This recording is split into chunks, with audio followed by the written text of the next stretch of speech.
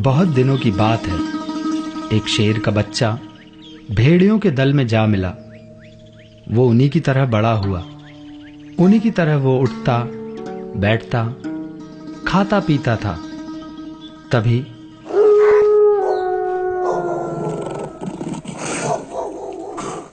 अरे अरे, क्या हो रहा है? हमारा शेर का बच्चा भेड़ों के दल में क्या कर रहा है? भूल तो नहीं गया कि वो जंगल का राजा है? कुछ करना होगा। रुको, कहाँ जा रहे हो? भागो भागो भागो भागो भागो भागो भागो भागो, जल्दी भागो, शेर आ गया है। शेर? कहाँ है शेर? अरे वो देखो पहाड़ पर। क्या ये शेर है? ये तो मेरे ही जैसा दिखता है। ठीक पहचाना, तुम मेरी ही जाति के हो। अब एक बार तुम भी दाड़ कर देखो। क्या मैं आपकी तरह दहाड़ सकता हूँ? हाँ मेरे बच्चे, क्यों नहीं? तुमने अपने आप को भुला दिया है। तुम जंगल के राजा होकर भी भेड़ियों के बीच में जाकर बैठे हो। दहाड़ो, तुम दहाड़ो, अपनी शक्ति को पहचानो।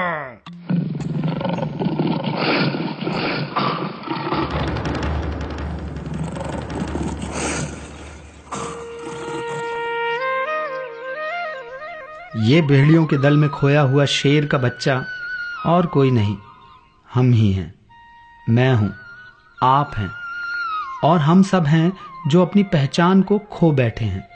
हम अपने गौरवशाली भारत की समृद्धशाली संस्कृति और विरासत को भूलकर पश्चिमी सभ्यता का अनुकरण कर रहे हैं। जिस देश की जयगाथा विश्व भर में गूंज रही थी, वो हमारा भारत देश युगों से विश्व के जगत गुरु के पद पर आसीन था। इतिहास कहता है कि विश्व का एक बड़ा हिस्सा जब अज्ञान के अंधकार में डूबा हुआ था, तब भारत में उच्चतम आध्यात्म के साथ साथ ज्ञान और विज्ञान का सूर्य दैदीप्यमान था। कैसा था हमारा भव्य भारत? आज उन गौरवपूर्ण गाथाओं की चिर स्मृति लेकर प्रस्तुत हुआ है प्रतिभा स्थली ज्ञानोदय विद्यापीठ।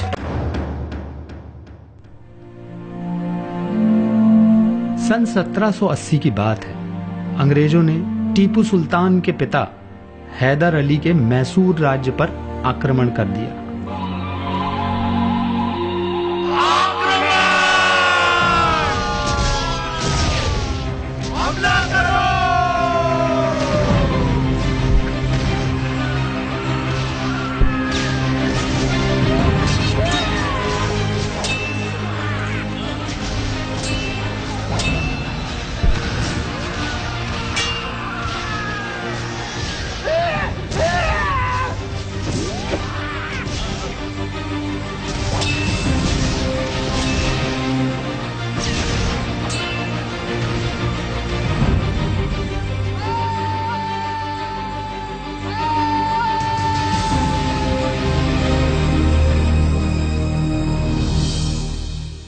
सुल्तान, अंग्रेज कर्नल कूट को बंदी बना लिया है।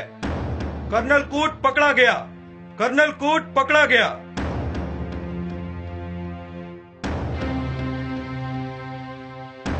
कर्नल कूट, तुमने हमारी मातृभूमि का अपमान किया है।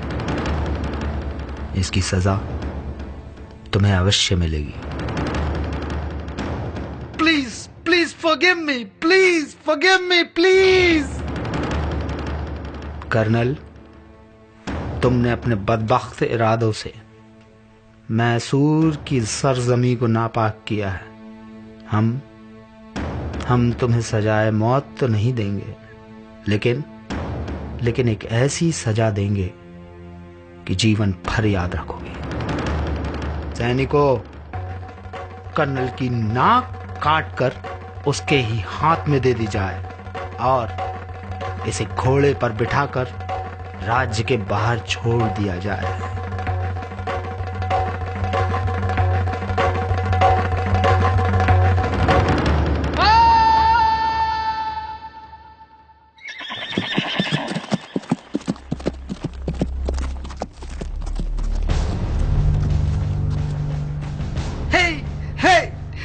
ये कौन सा गांव है? बेलगांव। भैया भैया, तो तुम्हारी नाक को क्या हुआ है? यदि तुम चाहो तो मैं तुम्हारी इस कटी नाक को जोड़ सकता हूँ। क्या तुम मेरी कटी हुई नाक को जोड़ सकता है? क्या कोई कटा हुआ अंग फिर से जुड़ सकता है? प्लीज बोलो। हाँ, क्यों नहीं। इसके लिए शल्य चिकित्सा करनी होगी। इसके बाद मैं तुम्हें एक लेप दूंगा जिसे तुम्हें सुबह शाम लगाना होगा, और फिर देखना 15 दिनों में तुम्हारी ये नाक पहले जैसी हो जाएगी। और कोई समझ भी नहीं पाएगा कि तुम्हारी नाक को कभी कुछ हुआ है। Please help me please.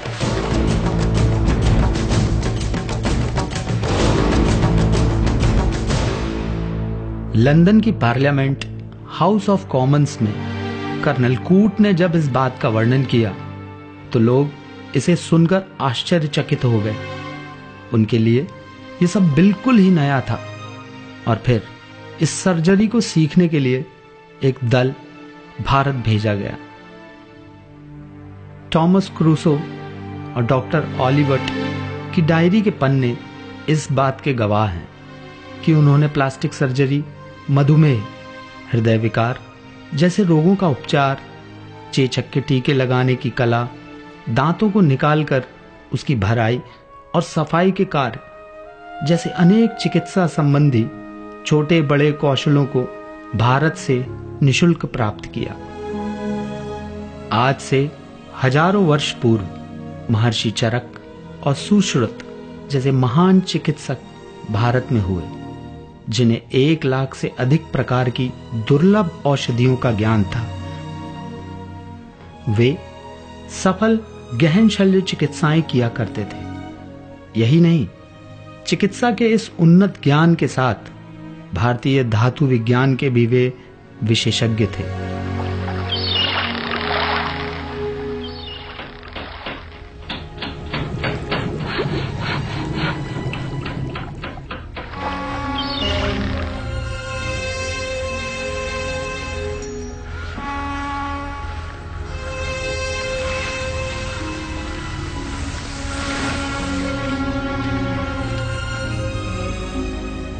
Doctor Scott, this is the only village.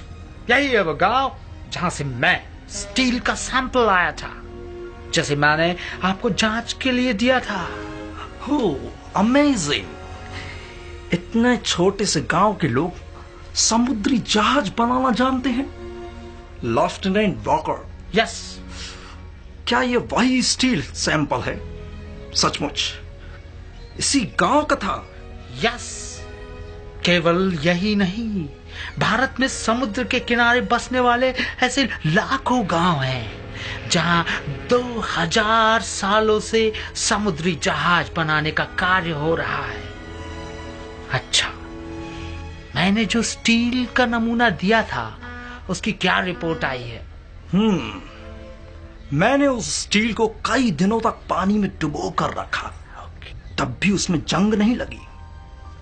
ये स्टील हाई क्वालिटी का है। व्हाट?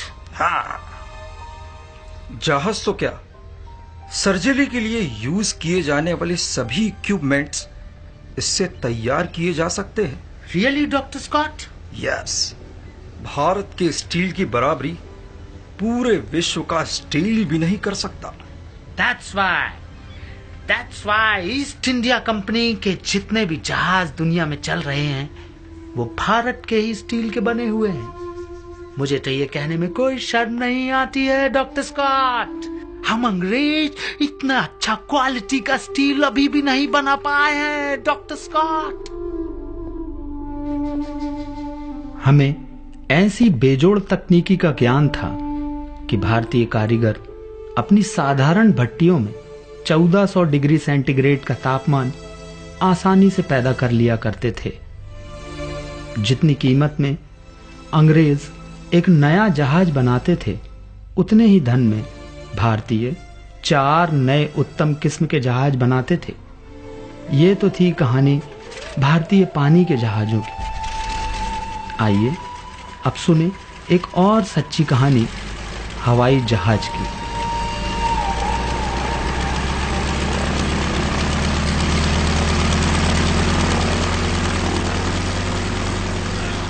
आइला, वो देख वो। माइला, और ये कितना ऊंचा पहुंच गया। अरे लगता है जैसे स्वर्ग में जा रहा है। देखो देखो, बादलों को चीर कर आगे जा रहा है। हाँ।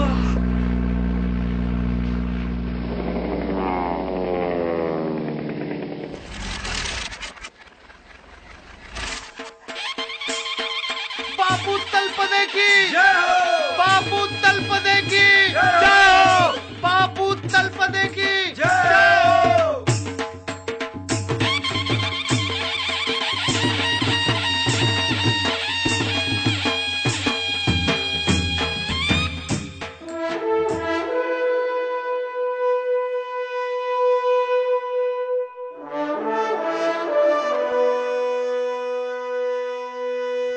आज के इस अनूठे प्रयोग ने भारत का सिर सारे विश्व में ऊंचा कर दिया है। इसमें कोई संदेह नहीं है कि मुंबई राज्य का नाम भारत के इतिहास में स्वर्णिम अक्षरों में लिखा जाएगा। बापूजी के नाम पर मैं गायकवाड़ एक जागीर की घोषणा करता हूं। तलपदे जी के इस नए आविष्कार ने सारे विश्व को अचंभित कर दिया कि कई कंपनियां उनसे मिलना चाहती थी। एक दिन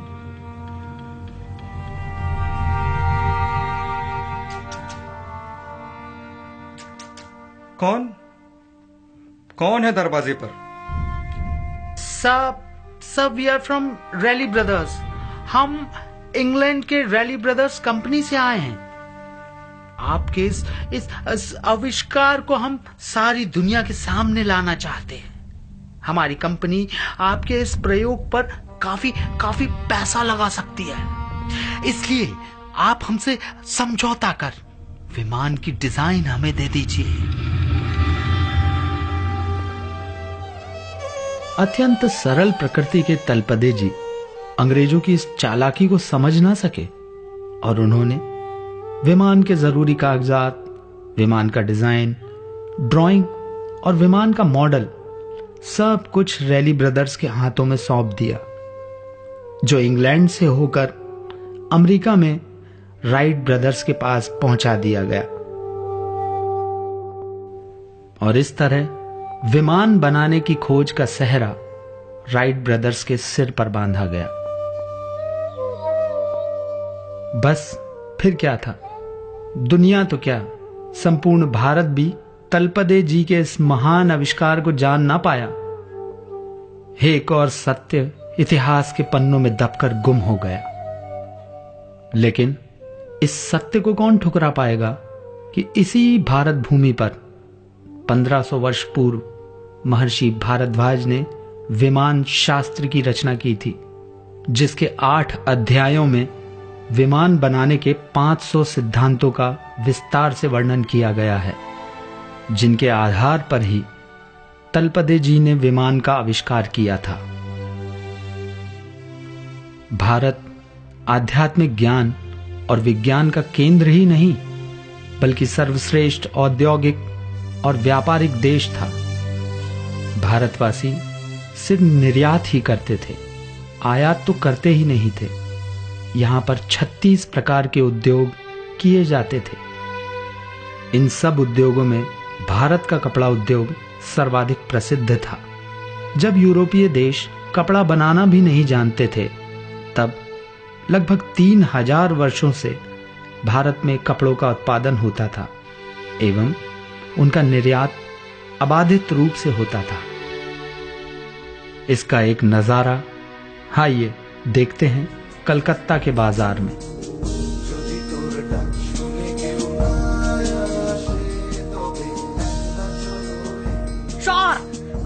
देखिए सर, और देखिए ये बार कितना बारीक बुनाई वाला कपड़ा आया है सर।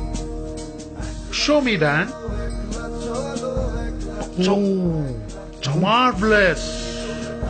ये कपड़ा कितना है? आप बोलेगा तो हम दिखाएगा सर।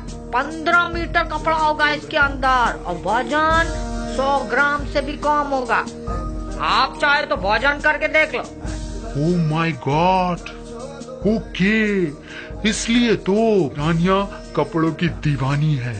वहाँ यूरोप में वो यहाँ के कपड़ों का इंतजार करती हैं। सर, ये कपड़ा इतना मुलायम कि एक छोटी अंगूठी से भी पूरा का पूरा थान निकाल सकता है। ओह माय गॉड, एक छोटी माचिस की डिब्बी में भी आप इसे रख सकते हैं। अनबिलीवेबल। लुक सी, ये शॉल कैसा लग रहा है? वाह, ब्यूटीफुल। ऐसा ही एक शॉल मेरे पास वर्षों से है। मैं कंटिन्यू उसको यूज कर रहा हूँ, लेकिन उसकी क्वालिटी में कोई डिफरेंस नहीं है। मैंने पूरे यूरोप में प्रवास किया है, एक भी देश इस क्वालिटी का शॉल नहीं बना सकता। भारत का कपड़ा इनक्रेडिबल है। मुंह मांगा दाम देकर इसे खरीद लो। इस प्रकार भारतीय बुनकर हथकरघा से महीन कपड़ा बनाने में निपुण थे। वे स्वाश्रित होकर स्वावलंबी जीवन जीते थे। इसके साथ साथ यह भी सर्वविदित है कि प्राचीन काल से ही कृषि भारतीय अर्थव्यवस्था की रीढ़, आय का प्रमुख साधन और विकास की कुंजी रहा है। इसी से प्रभावित होकर ब्रिटिश सरकार ने सन 1817 में लॉर्ड मैकाले को प्रतिनिधि बनाकर भारत भेजा। एक दिन जब मैकाले एक गांव से गुजर रहे थे। हेलो, यही तुम क्या कर रहा है? सोने चांदी की मोहरों का ढेर? क्या कहीं से चोरी करके लाया तुम? चोरी? नहीं, चोरी तो पाप है। झूठ बोलता है तुम। ऐसी कौन सी मेहनत करता तुम कि घर में सोने चांदी का ढेर लगा हुआ है, और तुम लोग उनको गिनने के बजाय तराजू से तौल रहे हो? साहब, हम मेहनत कश लोग हैं। और कोई कपड़ा बनाता है, कोई लकड़ी की नक्काशी करता है, तो कोई दिन रात खेतों में मेहनत करता है। इससे बनने वाली चीजें इतनी अनूठी होती हैं कि आप जैसे गोरे साहब इन वस्तुओं को महंगी कीमत देकर खरीद लेते हैं। ये सब उन्हीं का फल है। Okay, so you earn that much? हम इन्हें गिन नहीं सकते, इसलिए तराजू में तौलते हैं। Oh my God, this is a golden land.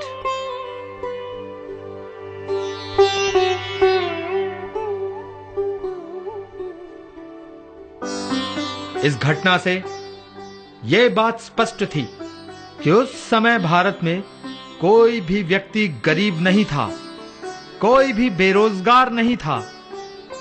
उस समय भारत के सभी लोगों के पास काम था और आमदनी भी अच्छी थी। भारत की 1 एकड़ भूमि पर 56 क्विंटल धान उत्पन्न करने की क्षमता थी। सारे विश्व के अन्न उत्पादन का 43% अन्न अकेले भारत में ही उत्पन्न होता था और यहां की उत्पादित वस्तुएं, अनाज दूसरे देशों के बाजारों में बिकती थी। तो भारत में सोना चांदी ऐसे प्रवाहित होता था जैसे नदियों में पानी प्रवाहित होता है। जहाँ डाल डाल पर सोने की चिड़िया करती है बसेरा, वो भारत देश है मेरा, वो भारत देश है मेरा। जहाँ सत्य अहिंसा और धर्म का पग पग लगता डेरा, वो भारत देश है मेरा, वो भारत देश है मेरा।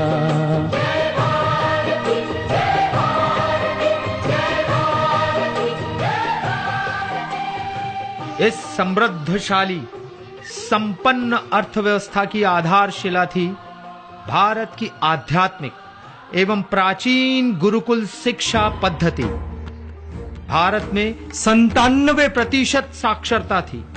18वीं शताब्दी में लगभग 1400 विद्यालय और 500 से भी अधिक नालंदा और तक्षशिला जैसे विश्वविद्यालय थे, जहां गणित, खगोल शास्त्र, नक्षत्र विज्ञान, धातु विज्ञान, भौतिक विज्ञान, रसायन विज्ञान, शौर्य विज्ञान, आयुर्वेद, प्रबंधन, भाषा, व्याकरण, राजनीति और ज्योतिष आदि के 18 से भी अधिक विषय पढ़ाए जाते थे।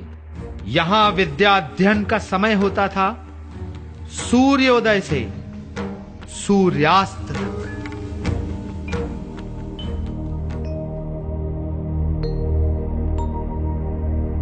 गुरुर्ब्रह्मा गुरुर्विष्णु गुरुर्देवो महेश्वरा गुरुर्साक्षात् परब्रह्मा तस्मै श्री गुरुवे नमः। तस्मै श्री गुरुवे नमः।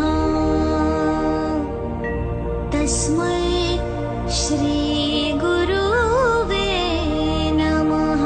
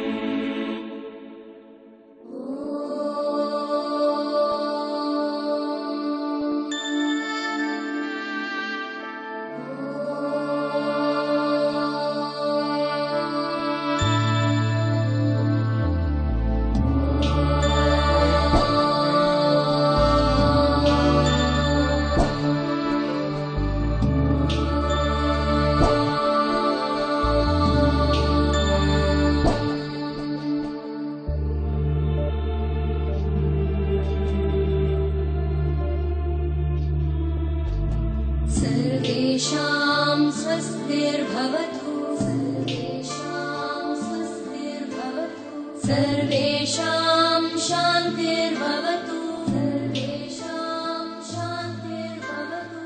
सर्वेषां पूर्णं भवतु। सर्वेषां पूर्णं भवतु।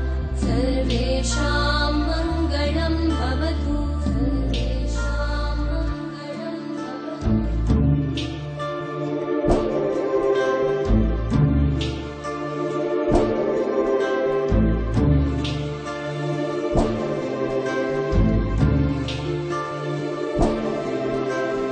सर्वे भवन्तु सुखिनः। सर्वे सन्तु निरामयाः।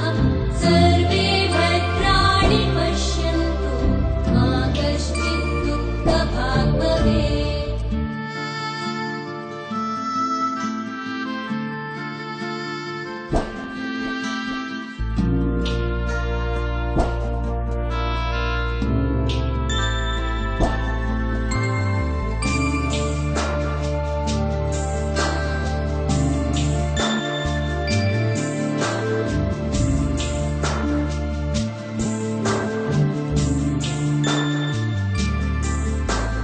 सर्वेषां स्वस्तिर्भवतु। सर्वेषां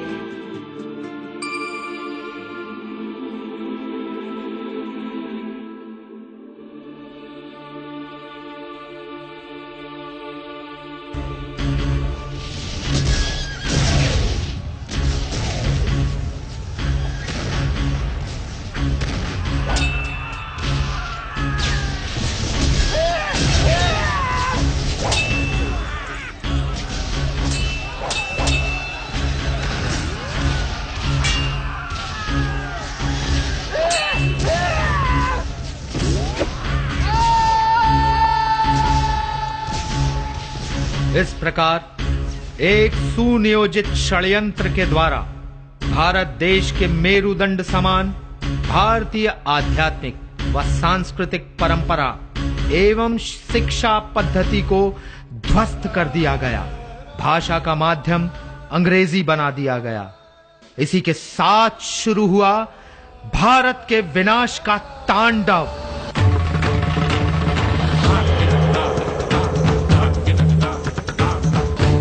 इस विनाश लीला में हमारी आस्था को अंधविश्वास का दर्जा दे दिया गया। भारतीय दर्शन एवं मंत्र ज्ञान को अधूरा या मिथ्या कहकर दबा दिया गया। अपार साहित्य को जला दिया गया। भारत के लोग अंग्रेजी को श्रेष्ठ मानकर हीन भावना से ग्रस्त होने लगे। अपनी गरिमा, उच्च नैतिक आदर्श, संस्कार, स्वदेश प्रेम और आत्म गौरव को खोने लगे। हमारा मनोबल टूट गया। रक्त और रंग में तो भारतीय रहे, पर रुचियों में, दृष्टिकोण में, आचार विचार में, बुद्धि में अंग्रेज हो गए। सचमुच आध्यात्मिक शक्तियों का केंद्र और अनेक आविष्कारों की भूमि भारत आज पाश्चात्य संस्कृति का पिछलग्गू बनकर अपनी अस्मिता को खो रहा है। अब समय आ गया है अपने सोए हुए स्वाभिमान को जागृत करने का, भेड़ियों के बीच सोए हुए शेर को दहाड़ने का, भूली हुई विरासत को पहचानने का। आइए दृढ़ संकल्प करें, दृढ़ निश्चयी बने और उज्जवल भविष्य के निर्माण हेतु अपनी भव्य प्राचीन संस्कृति से भावी पीढ़ी को अलंकृत कर विश्व को आलोकित करें।